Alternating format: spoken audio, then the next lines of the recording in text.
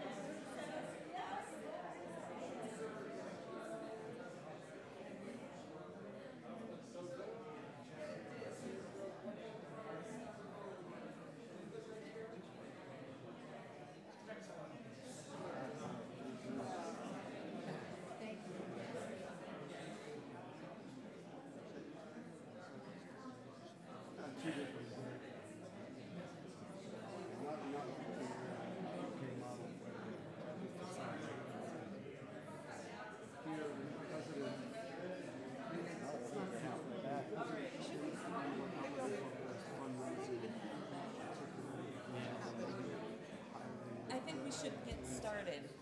Has he got his computer yet? It is almost in the building, and the tech is willing to swap it out as soon as you need it. So we're good. So yes. Okay.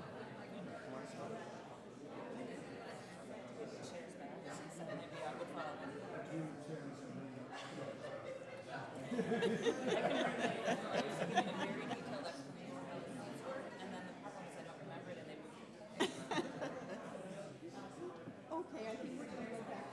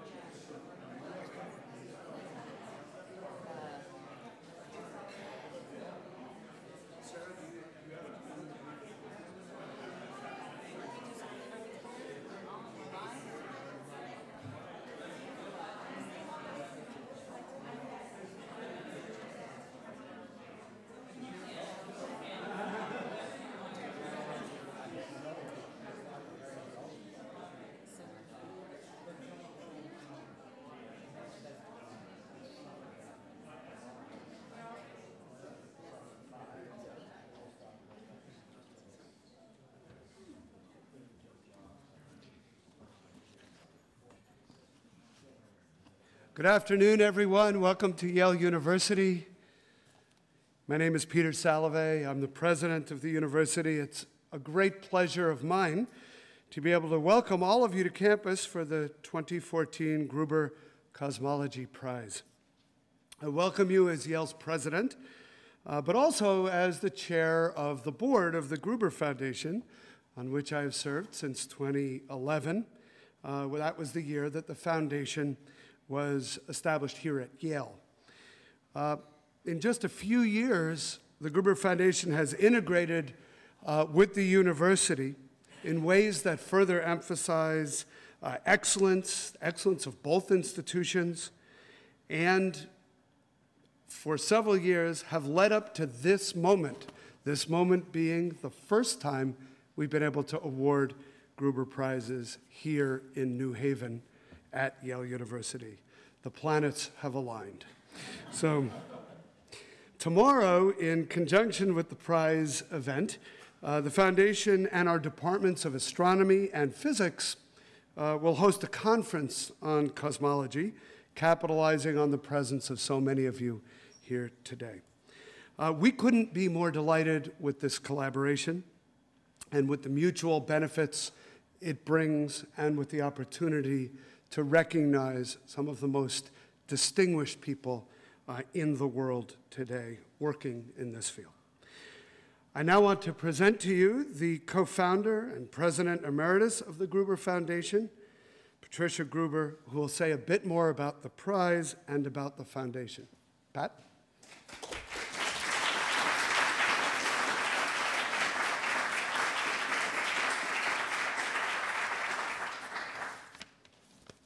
Thank you. Thank you for the warm welcome. And welcome to the 15th Annual Cosmology Prize, honoring a leading cosmologist, astronomer, astrophysicist, or scientific philosopher for theoretical, analytical, or conceptual discoveries leading to fundamental advances in the field. We thank President Salovey for the warm welcome and the warm intellectual embrace that Yale has given us. We are home at Yale, where the Gruber Prizes have been administrated since 2011, but as President Salovey pointed out, this is the first time we have awarded a prize here at Yale. And it's fitting because cosmology was the first prize we ever awarded. So it's a nice parallel. My husband Peter and I thought long and hard about our philanthropic goals. And by partnering with this distinguished university, a structure in place for more than 300 years, which ensures the science prizes will continue in the same format, including the Young Investigator Awards, with our partner institutions like the International Astronomical Union. We have ensured our mission. In addition, Yale awards approximately 50 Gruber Science Fellowships in the graduate school. Not only are we delighted with the science partnership, but we are also gratified by the human rights programs carried out at the law school that also continue the Foundation's fundamental missions. The Cosmology Prize was established in 2000, the first of our international prizes, in conjunction with the International Astronomical Union. I'd like to now introduce Terry Mommerl, who is the Secretary General of the IAU. And he will describe a little bit about our long and productive association. Terry.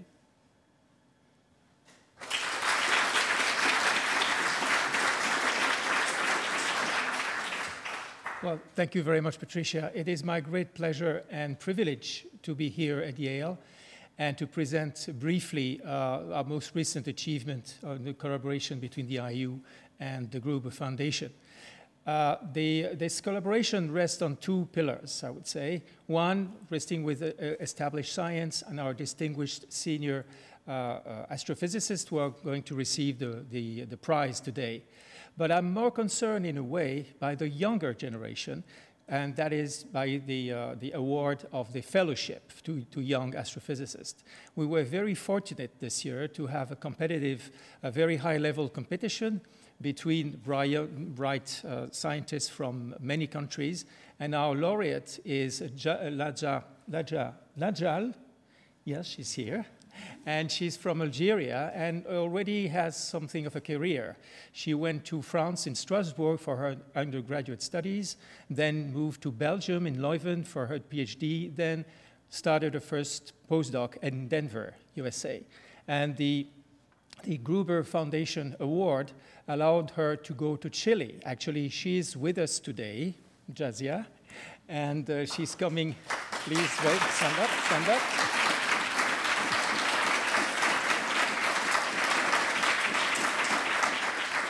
So she came to Chile with the help of the foundation of the IU. And I want to mention also that we are very fortunate to have another recipient of the award of the past year, Dr. Ken Chen from Taiwan, who is now in Santa Cruz.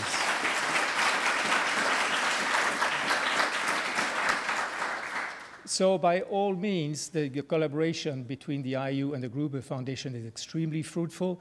Now we're really looking at very bright young astrophysicists who perhaps may have the Cosmology Prize one day or some other similar prizes in the future. And so my greatest thanks go to the Gruber Foundation for this collaboration.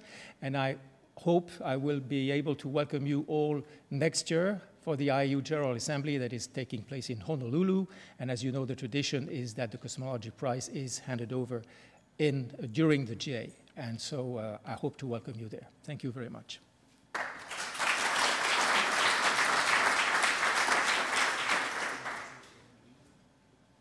Thank you, Terry, and unending thanks to the IAU and the long collaboration.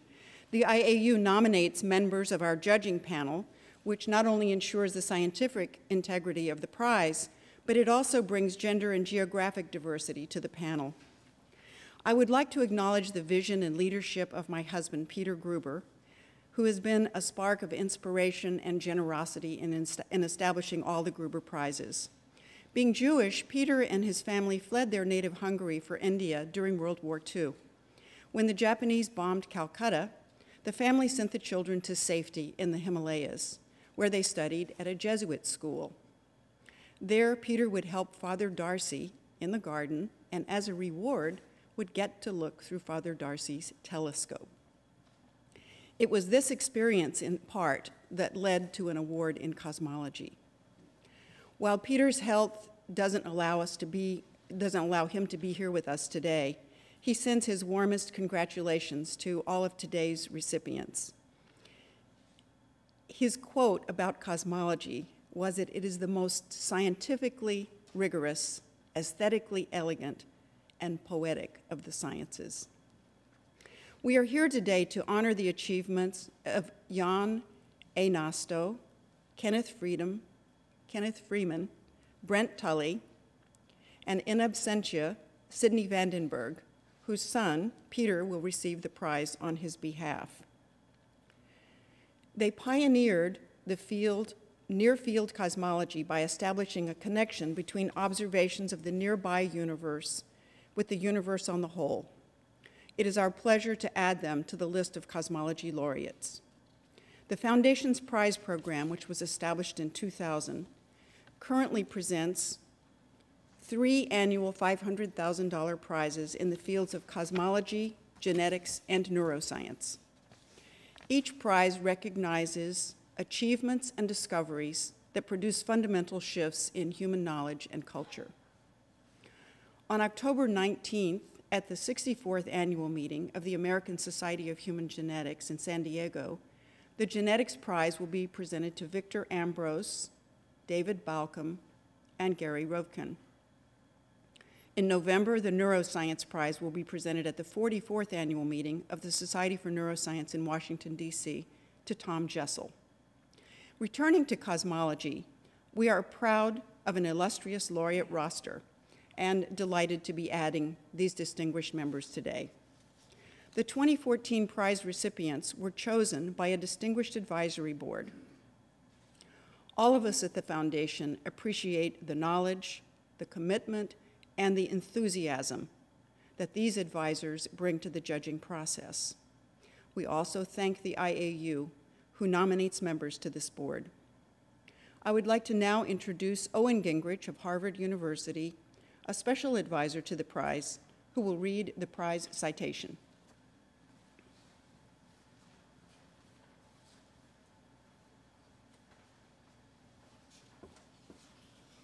It's my honor to read the official citation, which was put together by the members of the selection committee. The Gruber Foundation proudly presents the 2014 Cosmology Prize to Jaan Einasto, Kenneth Freeman, Brent Tully, Sidney Vandenberg, for their pioneering contributions to the understanding of the structure and composition of the nearby universe. Their work laid the foundations of Near Field Cosmology. They clarified the properties of nearby galaxies, dwarfs, spirals, lenticulars, and ellipticals through studies of their morphology, stellar and gaseous content.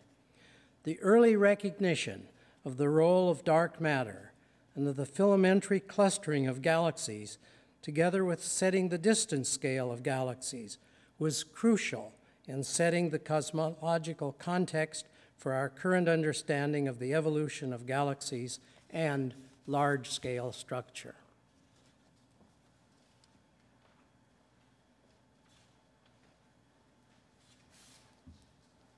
Thank you, Owen.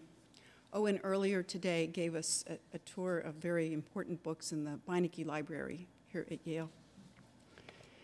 It is my great honor to present Sadanori Okamura of Hosei University, a voting member of the Selection Advisory Board to the prize, and he will make remarks about the recipients' work today. Thank you.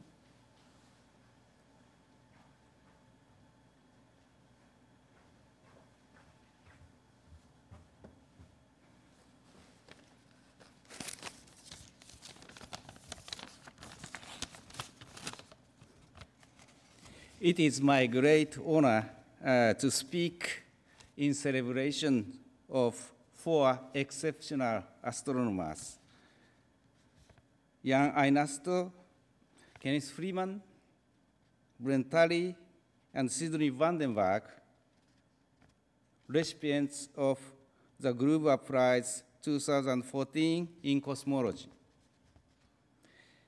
They have worked almost independently of one another in relatively nearby galaxies, including our Milky Way galaxy.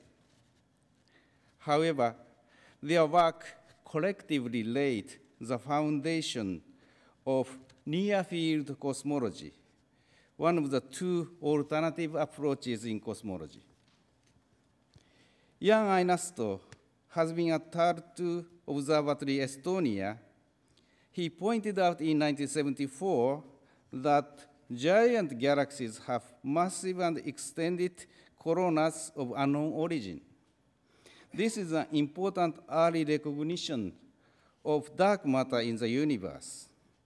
He was also a pioneer in the study of large-scale distribution of galaxies, now called the cosmic web, based on both computer models and observation, leading to his early finding that dark matter plays a crucial role in the development of cosmic webs. Kenneth Freeman made a pioneering study of disks of spiral and lenticular galaxies in 1970, pointing out the need for dark matter to account for the dynamics of galaxy disks. In recent years, together with his colleague Brent Tully, he founded a field known as galactic archaeology, where fossil evidence is searched for in order to associate individual stellar populations with their birthplaces in the protogalactic cloud. Brent Tully has been doing a lifelong exploration of the three-dimensional structure and dynamics of the nearby universe. In 1988, together with his colleague Richard Fisher, he mapped 2,400 nearby galaxies to publish the Nearby Galaxies catalog along with the Nearby Galaxies Atlas. This is the first major attempt to illustrate the three-dimensional distribution of galaxies. Since then, Tully has been compiling ever larger and more detailed databases of galaxy distances. He also made a large contribution to cosmological distance scale by the discovery of Tully-Fisher relation. Sidney Vandenberg has been studying our galaxy and nearby galaxies, searching for clues about their formation and evolution since more than half of a century ago.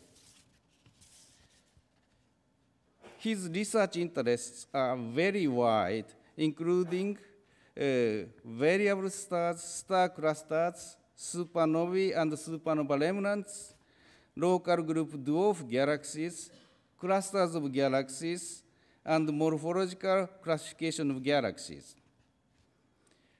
Sidney spent much of his career at the University of Toronto and the Dominion Astrophysical Observatory, and his landmark contributions are in short and lucid papers that have usually a single or a few authors. Sidney has been inspirational to many now prominent astronomers.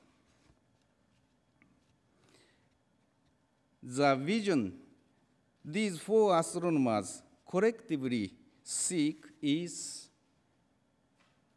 to study the universe on the largest scale, think small. To Jaan, Ken, Brent, and Sidney, I offer congratulations on behalf of the entire Selection Advisory Committee, consisting of Andrew Fabian, Wendy Friedman, Gerhard Husken, Helge Kraft, Svir Saka, and Rashid Suniaev, and two non-voting members, Owen Gingerich and Martin Rees. It was a unanimous agreement of the committee that the prize be shared amongst the four of you. It is my sincere pleasure to be here in this ceremony. I have been familiar with your work since I was a graduate student. I wish you all a most enjoyable ceremony. Sidney from afar. Thank you.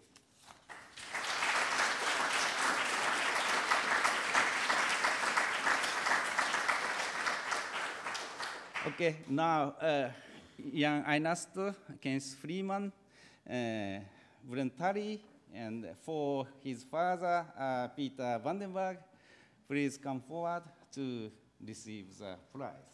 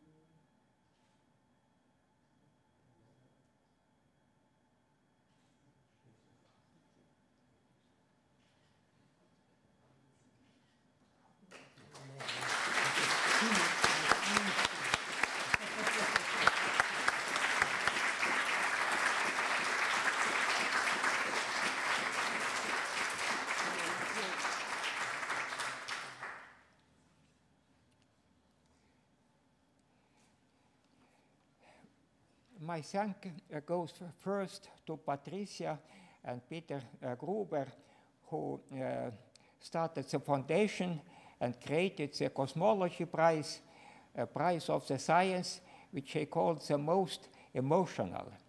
I agree with this. My prize goes also to my collaborators in Tartu. Actually, it's a long story starting from Ernst Öpik, Kuzmin, and my students and their students, and I thank all of them. Our study would be impossible without collaboration with other centers. First of all, Zeldovich Group in Moscow, and the representative of Jakub Borisovich, Rashid, is here. Also, it would be impossible without observational data, and most important were data from Harvard University. Also, Harvard representative is here. And a very close collaboration. The discussions were also with Princeton people, Cambridge, and many other centers. I thank all of them. And finally, I thank my family. Support from my family was very important. Thank you.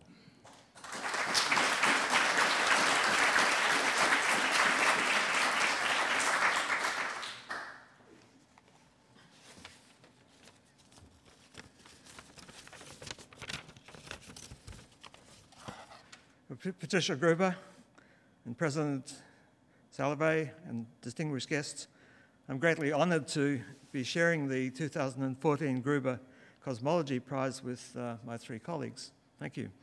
Wendy Freeman called me in the middle of the night when I was observing on a mountaintop to tell me the news. We had a terrible line. I could hardly hear what she was saying. I was rather stunned because, of course, I had no idea that I had been nominated. I was very delighted, of course, to receive the award, but I have to say that I was even more delighted to be sharing it with Jaan, Brent and Sidney. I've known these guys for decades, and I've admired their work, and it makes me really happy to be associated with these three fellows in this way. I'm very sorry that Sidney can't be with us today, and I wish him all the best on this occasion.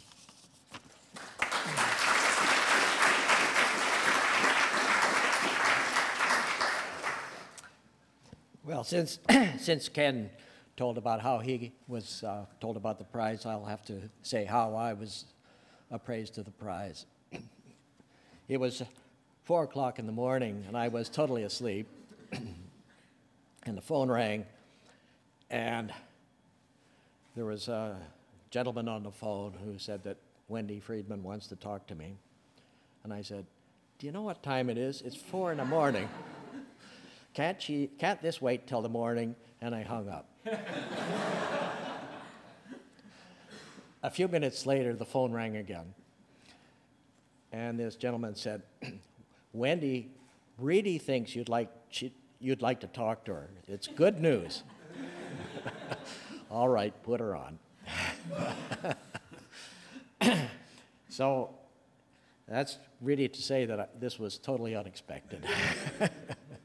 And as my esteemed colleagues have said, there are many people involved in the whole process of this.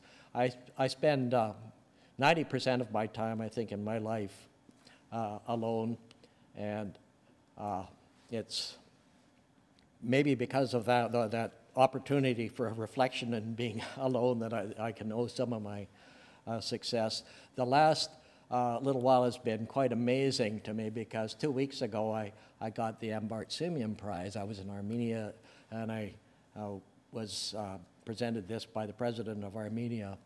I've also, just in the last weeks, had this whole event with the Laniakea supercluster. I'll show you a little bit about that in the following. But this has been quite a different aspect of my life, and I must say that it's opened doors, presented opportunities, and it's been quite wonderful, and I thank you all.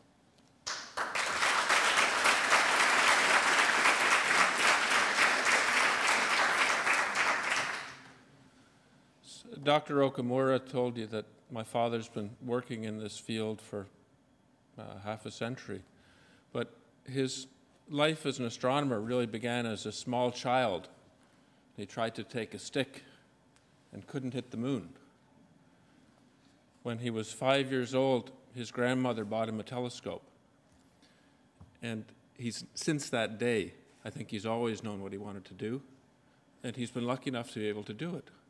And he's loved being part of the community of astronomers.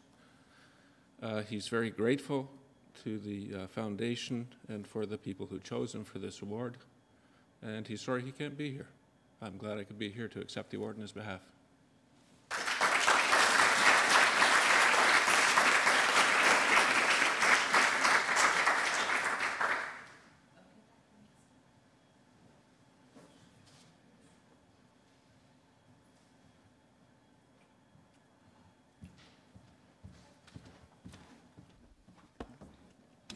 My computer.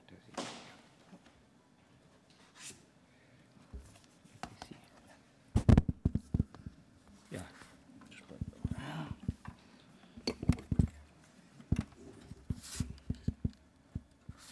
You need sound?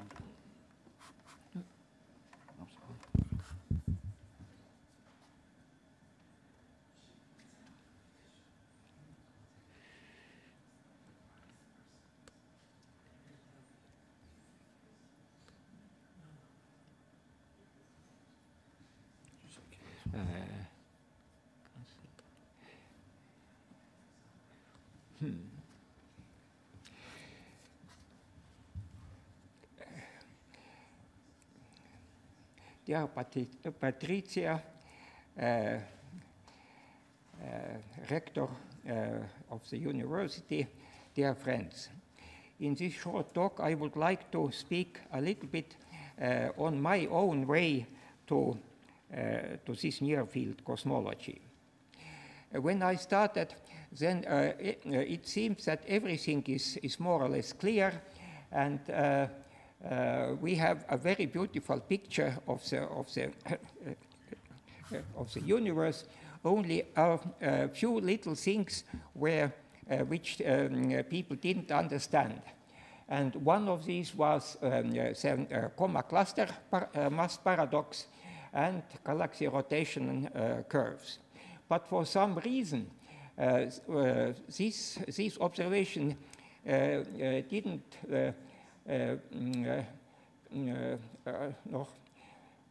understood by astronomers, and so they were just ignored. When I started my work in early 50s, I continued to work by Öpik and Kuzmin, studying stellar populations and building models of galaxies, constructing models of galaxies. And then I understood that it is possible to join these two aspects, that is to have in models not only the general mass distribution, but also distribution of individual populations. And this was actually my first step towards this, what we call now near-field cosmology. I understood that in nearby galaxies where the populations can be seen individually, it is possible to understand galaxies as such. And it was a long way. First, I tried this in our galaxy, then Andromeda galaxy, then local group galaxies.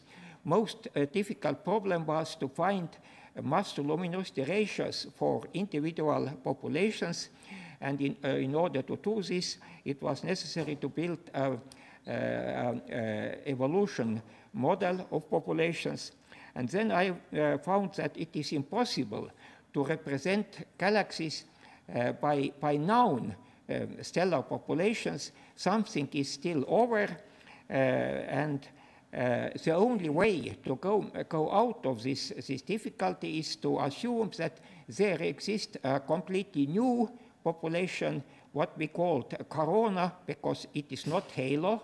Halo is old metal pool stars, and the halo must be quite large. But unfortunately, using only population data, galaxy data, it was impossible to find the total mass and radius. And the next step was, the idea was to use satellite galaxies as mass or test particles. And the result was, I reported this in January in winter school in Aarhus, that practically all galaxies have giant coronas, and the mass and radius is roughly 10 times larger than the mass and radius of all visible populations taken together. And second result was that the total density of matter, including these dark coronas, is roughly 20% of critical density, much more than assumed before. Just after my talk, Zeldovich invited me to his room and asked me two questions. Can we say something on the nature of dark matter? And can we find some evidence which can make difference between different scenarios of galaxy formation? Immediately, I had no answers. But then, together with our college, we had in next year, in January, a conference in Tallinn on dark matter, and in summer in Tbilisi, where the most important question is, what is the nature of dark matter? And the result was that no known population can be used to explain it. Every population has his difficulties as problem. High-velocity stars are not observed. Neutral gas is observed, but is only flat in the galactic disk.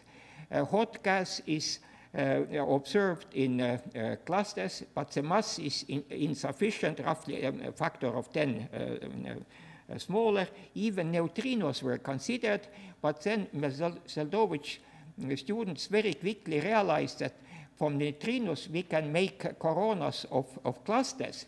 They have masses 10 to 15, but galaxies also have coronas, and the masses of galaxies with coronas is 10 to 12,000 times different. So no known, how to say, particle or could be used. And then in Tbilisi there was a discussion, and Gustav Andreas Tammann told one very strong argument against, because primordial nucleosynthesis predicts that the total density can be only roughly 5% of critical density. And together with dark matter, we had about 20%. It's a large difference. That means in framework of classical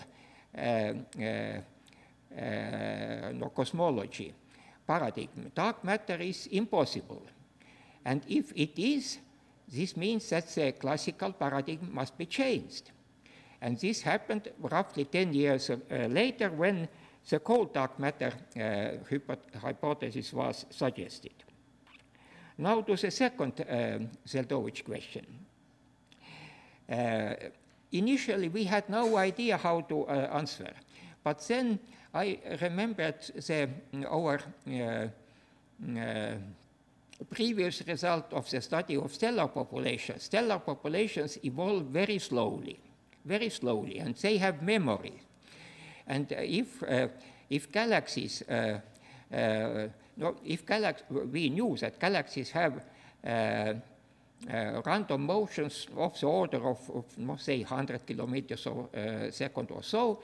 That means during the whole Hubble time, they can move from the point of origin only roughly one megaparsec, this order. That means if they are larger structure, they have memory.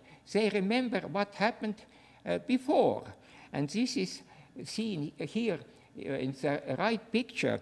It is a preprint of our paper together with Zeldovich, Giant Voids in the Universe, an eyewitness story of galaxy formation.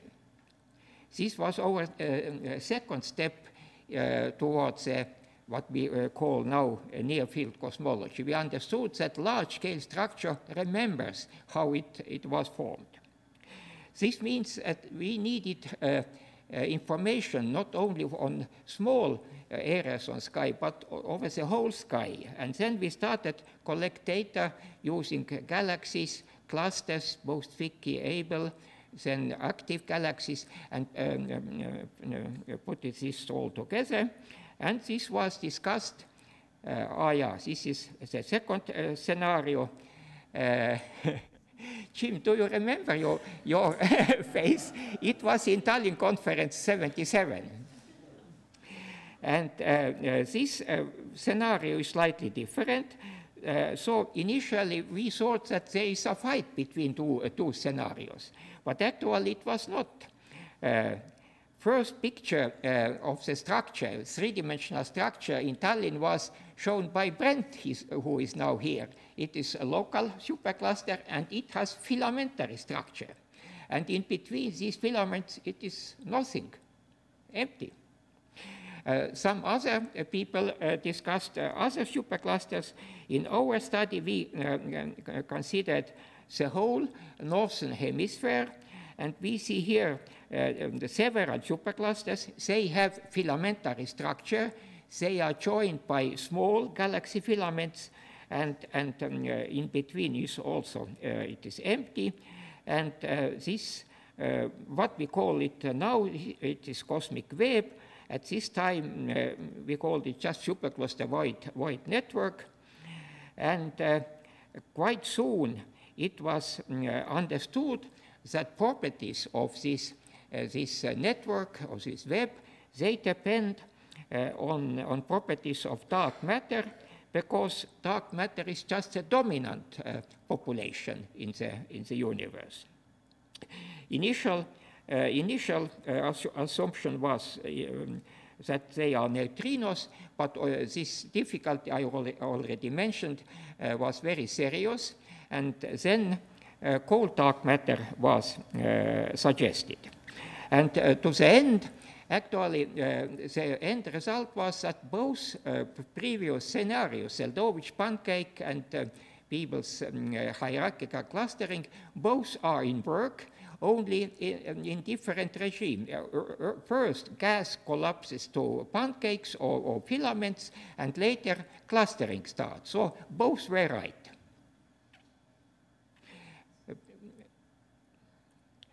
And what I like in this new modern cosmological paradigm is the beauty. Actually, the world is much richer than thought before. It contains a new population we were not aware of, say, 50 years ago. And second, the structure of the universe is much more interesting, not just random clustering, random distribution, but it has structure, and from this structure we can learn a lot. To end my short talk, I would like to say that the formation of this modern cosmological paradigm it's a work of many astronomers in different centers. So it is not a single discovery. It's a lot of a sequence of small steps, and I think most of previous and present Gruber Prize laureates have taken part of this.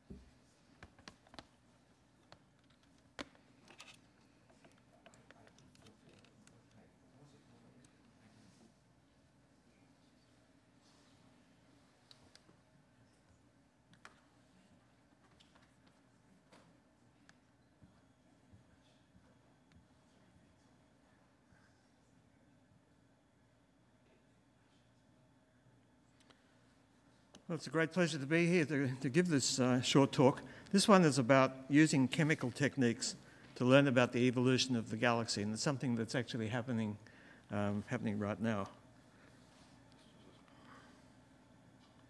So, chemical techniques.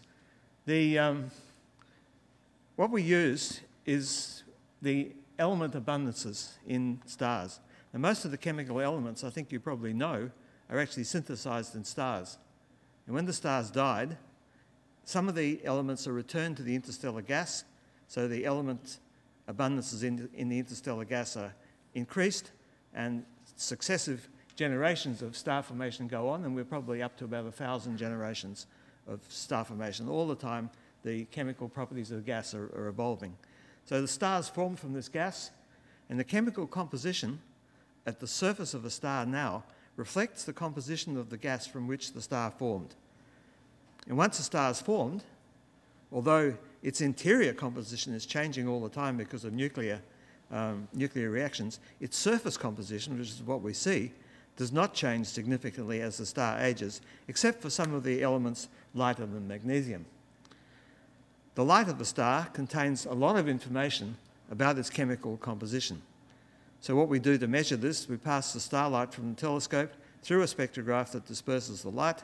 The dispersed light is what we call the stellar spectrum, and it contains vast numbers of dark bands produced by the different chemical elements.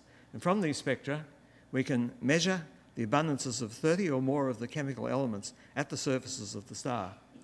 And what I'm going to show you now is just a very small piece of the blue spectrum of the sun, just to show you how much information is actually there. So this is just a little piece, it's 17 angstroms, a tiny little piece of blue light. And every one of these dips that you can see in it is due to some chemical element. Some of them, like iron, are very strong, others are much, much weaker, and I've listed here a whole bunch of the elements, I won't read them all out, which are actually represented in this tiny piece of spectrum. So just from the light of a star, there's this enormous amount of information that we can glean. Now, the stars themselves, they're actually born in star clusters. You rarely get stars born on their own. They're typically born in clusters of 1,000 to about 1 million stars. In almost all of the star clusters, the ones that are surviving, the chemical properties of the stars in the cluster are almost identical over almost all of the elements. They're as identical as we are able to measure. So you have a cluster of stars like this, every star is chemically the same. And what that says is that the gas from which these clusters formed is very well homogenized. The abundances of star clusters are different as you go from one cluster to another cluster, and that just depends on the chemical properties of the gas from which they formed. But most of these star clusters don't live very long. After about 20 million years, they lose mass as their stars age, and the cluster disrupts. It doesn't disrupt violently, it just gradually drifts apart. The stars are no longer bound together, and the stars of a cluster are spread right around the galaxy. But the stars remember their chemical composition as they disperse around the galaxy. And if we can find stars in the galaxy with identical compositions over 25 or 30 chemical elements, then they are probably part of the debris of one common disrupted star cluster. And in this sense, these debris stars are the fossil remnants of the disrupted cluster. And this whole area of work, which I'll talk about just for a couple of minutes, this has come to be known as galactic archaeology.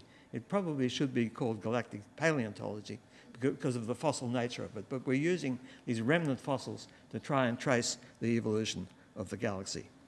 Formation of the star clusters is a major part of the assembly of a galaxy. What I mean by assembly is the whole process of turning gas into stars and building up the galaxies we see. The whole process is pretty poorly understood. Most of what we know about galaxy formation actually doesn't come so much from observation, it comes from computer simulations. We would like to find an observational way to determine the history of the assembly of the galaxy. Another thing that contributes to the building up of the galaxy is small galaxies that drop into ours and gradually contribute a certain amount of mass. Now, using chemical methods, we can also find the fossil remnants of the disrupted clusters and the small galaxies which help to build up the Milky Way. And in this way, we can determine observationally the history of of the assembly of the galaxy. And this technique is called chemical tagging. Chemical tagging, to do this, it's a big job. It requires high-resolution spectra, not quite as smart as the ones I showed you, but they're comparable, of about 1 million stars. They have to be homogeneously observed, they have to be homogeneously analysed, and this is the prime science driver for a new instrument that I'm going to tell you about in just a moment.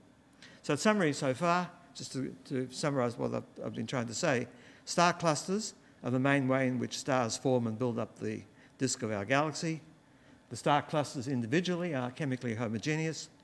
Most of these clusters don't live for long. After 10 or 20 million years, they disrupt, and their stars are spread right around the galactic disk. But we can identify the debris of these ancient disrupted star clusters using chemical techniques and then measure their ages. And in this way, we can determine the history of the assembly of the galactic disk. So just a little bit of notation for what's coming. We use a bracket notation. We use iron as the typical heavy element because there's so much of it, and we give its abundance relative to hydrogen. And we use this bracket notation, Fe over H. It just means the abundance of hydrogen, of iron relative to hydrogen. If it's 0, it means it's the same as the sun. It's a logarithmic scale, so if it's -1, the iron to hydrogen is 1/10 of the sun. If it's -2, that means it's 100th of the sun. So the abundance of the other elements, things like titanium, for example, are given relative to iron. So titanium to iron in brackets equals 0 means that the titanium to iron ratio is the same as it is in the sun. It's just a notation we've used for donkey's years. So the galactic disk. I'm just going to tell you a tiny bit about the parts of the galaxy and how they fit into what we're trying to do. So here's a picture of our own galaxy taken from near Earth in the infrared. And you can see the dominant structure is this disk. The disk is the major stellar component of galaxies like the Milky Way. And in the case of our galaxy, the mass is about 4, the mass of stars is about 4 × 10⁻10 solar masses. As we go out from the center, we find that the mean element abundance, the iron abundance, for example, drops gradually as we go out. And the other interesting thing is that if we look at some place like here, which is roughly where we would be, there's a wide range of stellar abundances at a given radius and age, and we don't understand that. Let me just show you what I mean.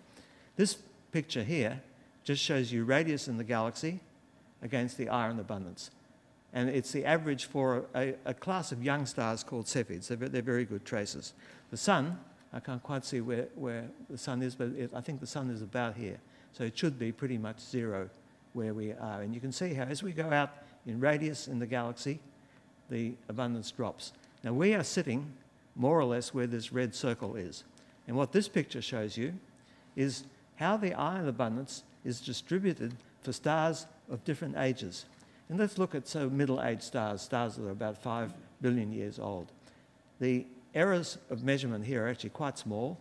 And you see there's this very large spread in chemical properties for stars of middle age. And these are all stars near the sun in that sort of red circle. You see there's almost a whole decade of difference here. So this is about 1/3 of the solar abundance. This is up around 3 times the solar abundance.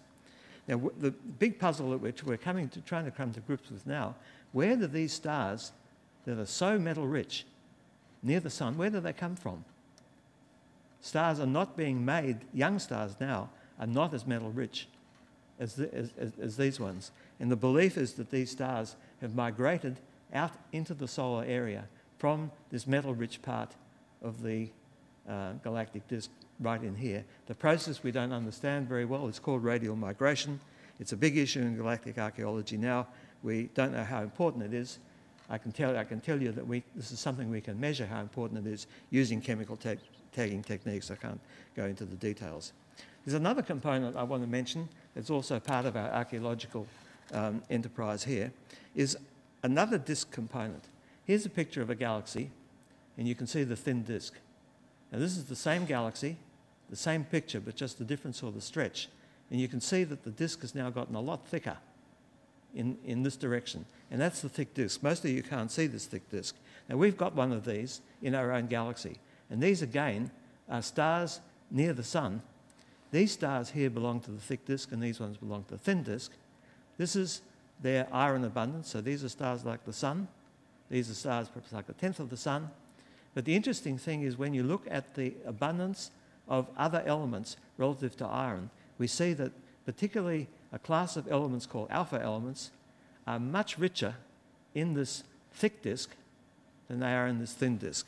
Now, we don't properly understand how the thick disk formed yet, but what we do know is if you see a large amount of titanium relative to iron, it means that most of this chemical enrichment occurred by very massive stars when they explode and die. Whereas if you see more iron, that occurs when lower mass stars die. So what this is telling us when we see all this titanium in the thick disk, it's telling us that the thick disk is, it tells us that it's very old, and the other thing it tells us that the stars formed very rapidly and the whole chemical evolution was over before a lot of these low mass stars had time to explode. So this is all very interesting for us when we're doing this galactic archaeology. It's going to be a very interesting component for chemical tagging. It's old, it's alpha enhanced, and it may have formed, for example, through the dissolution of giant clumps in the early galaxy that we see now in forming disks at high redshift. So now we're connecting back to the far field cosmology. And what I'm talking about, here is an image of a galaxy, comes from the Gensel group. It's a galaxy of the redshift of 2.2. It's dominated by these huge clumps, these huge star-forming clumps. These green ones are still forming very massive stars. These red ones have stopped forming very massive stars. But these are enormous structures. They're almost galaxy-sized things in themselves. They have huge star formation rates, 20 solar masses a year, enormous masses, 10 to the 9 solar masses. Remember, our own galaxy, the stellar mass was only 4 by 10 to the 10. So if these clumps are believed not to last very long, again, they just basically evaporate.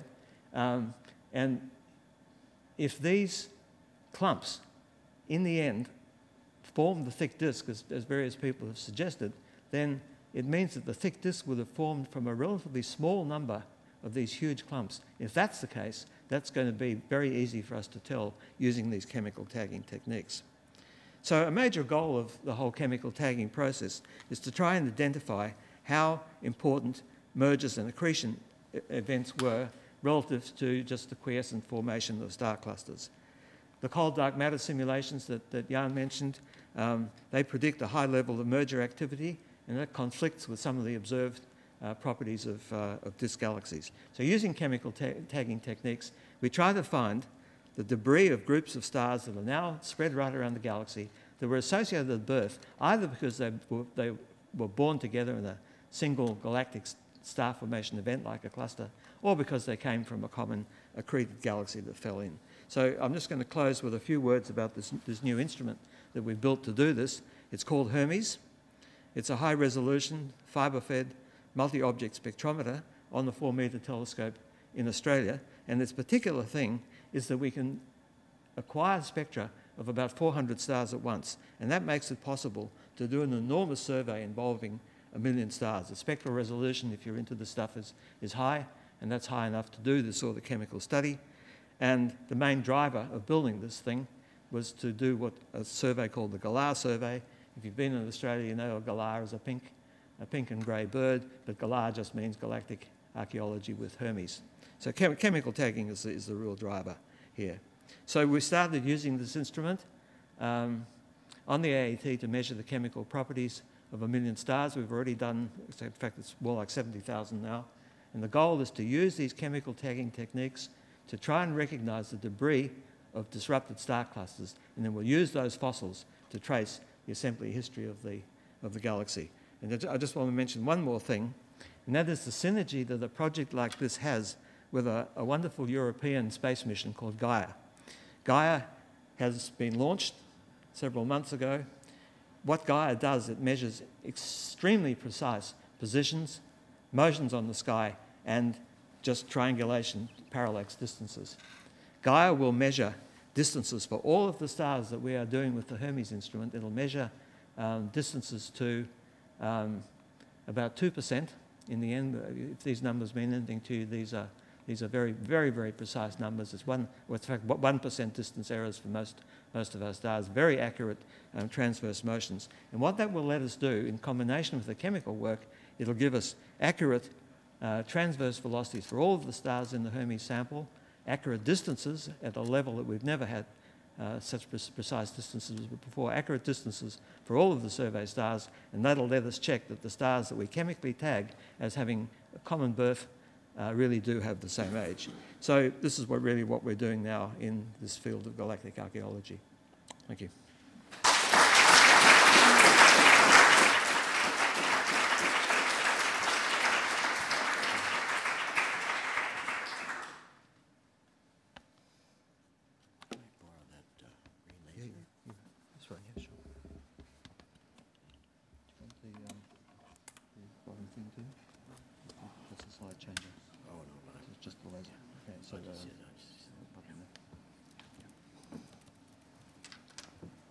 So I don't know where your PowerPoint. Okay, so let's get rid of that.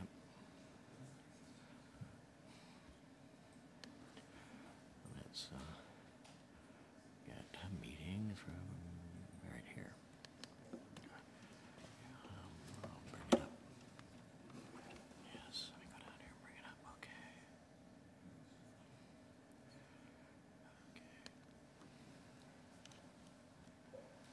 bring it? Oh, you got the sound in here.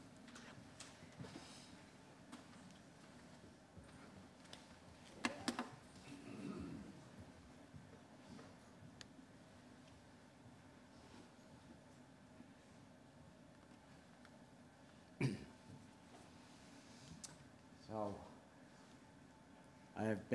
I was a bad boy here and came to this discussion here, forgot to bring my computer, so it was rushed in here at the last minute.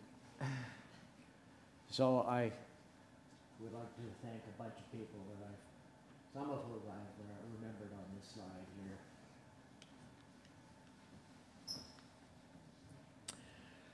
And in particular, starting out, I want to remember Rick Fisher. I wish he was here. Oh, I should stand here, yeah. Yeah. So Rick Fisher Rick Fisher and I worked together in the early days of my career. And due to health reasons, he wasn't able to come here today. But back in 1975, we figured out a way to measure distances to galaxies that got our name attached to it. It's a simple concept that a spiral galaxy with a lot of mass has also a lot of light. And so if it's a big galaxy with a lot of light and is brighter, it will also be rotating faster because of that mass. So more mass rotates faster, more light. You get a correlation then between how fast the galaxy is rotating, big and fast rotating, small, slow rotating. This is what we saw in 1975. This is more recent data that we've, more recent versions then of the very same plot here, where this is how fast the galaxy is rotating, this is how bright it is. And through this mechanism then, if I go off and look at a random galaxy in the universe and I see how fast it's rotating, then I know how intrinsically bright it is. And so then I can measure how bright it seems to be, get a distance.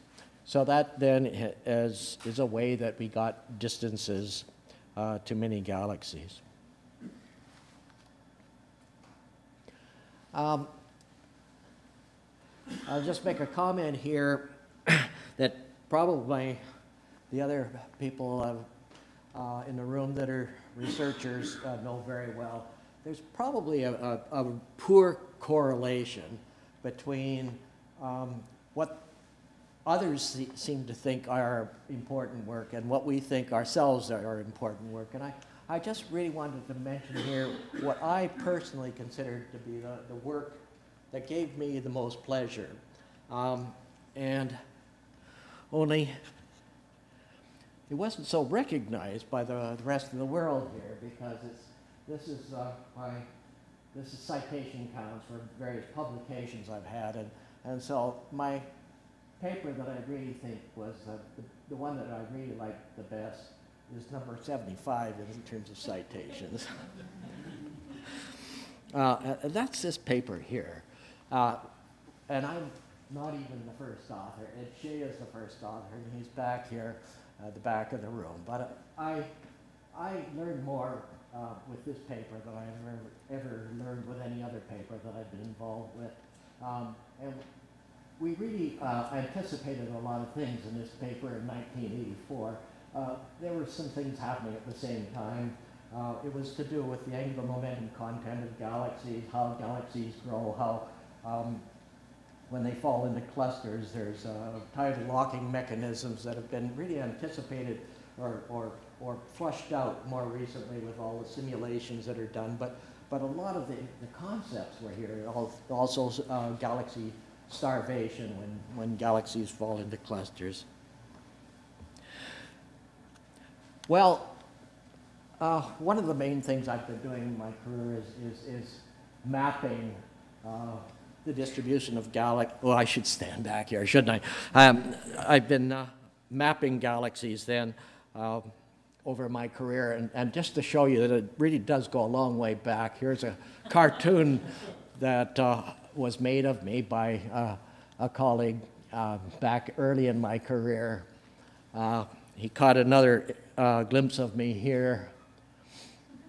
And so I've been doing this mapping quite a bit, and it culminated then in this, this catalog, an atlas of galaxies in the mid-70s. And to this day, really, is the only catalog of atlas of galaxies on paper. Now people are going electronic, but this is a paper version and of the distribution of galaxies. And it's gone a little farther now, where today's version is this Laniakea supercluster. And I wanted to just show you then a little movie that would then. So here, this has a soundtrack on it, so I'm going to actually shut up while this is playing. This came out in the universe is a small blue planet, the third rock from the star called the Sun, just one of billions of stars in a spiral galaxy known as the Milky Way. But where in the universe is the Milky Way? A team of scientists gathered data on more than 8,000 of the galaxies that surround us. They mapped each galaxy's position and movement in space. And, for the first time, they've shown that the Milky Way is part of a much larger system of galaxies, a supercluster that they have named Laniakea. The Milky Way is nested in the furthest reaches of the structure, on the outskirts.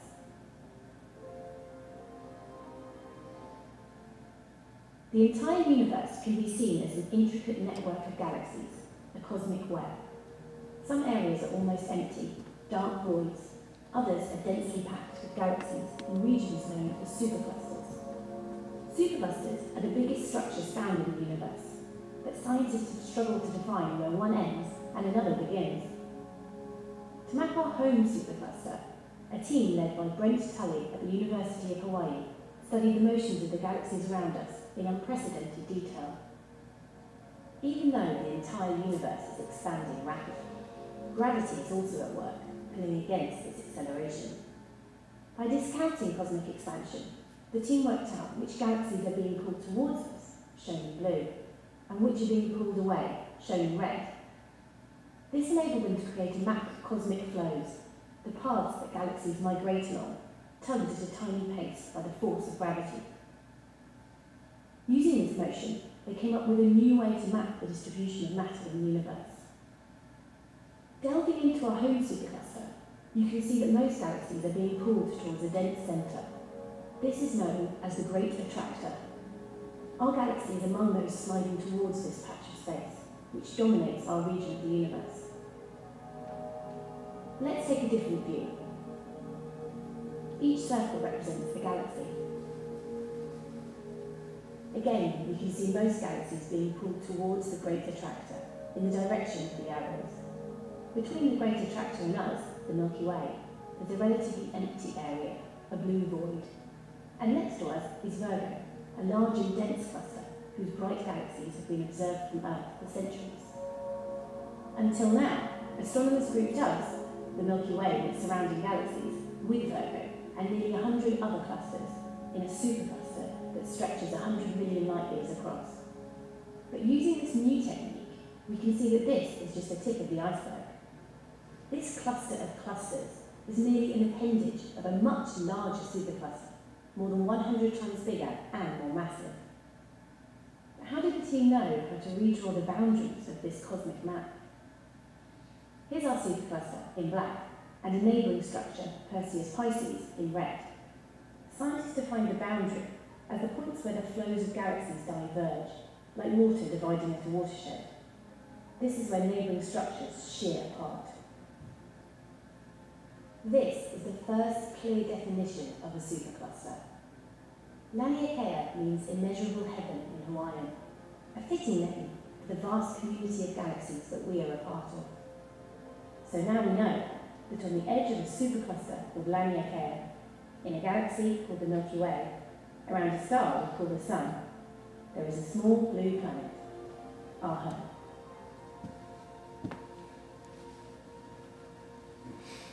So that's had 2.5 million hits in the last in the last few weeks, so I'll just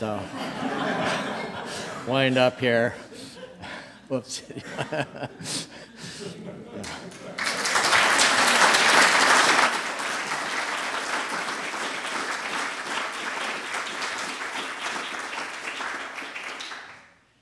I think we're just about at a close, and if any of you have questions, we're going to have a reception right away, so I think there'll be plenty of opportunity to talk to our amazing recipients today.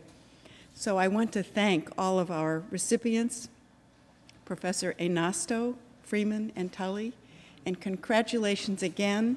Congratulations also across the distance to Professor Vandenberg. And thank you, President Salovey, and participants, and thanks to all of you, ladies and gentlemen, for joining us here today. And this concludes our program. Please join us for the reception. Thank you.